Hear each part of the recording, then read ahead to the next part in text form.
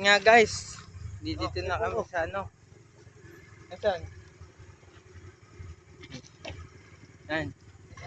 Siya ang driver ko ngayon guys. Ito nga pala yung kasama namin. Isang driver ko. Mga security guard ko. Yan guys. Talaga ka na naman. Yan guys, kami na dito na sa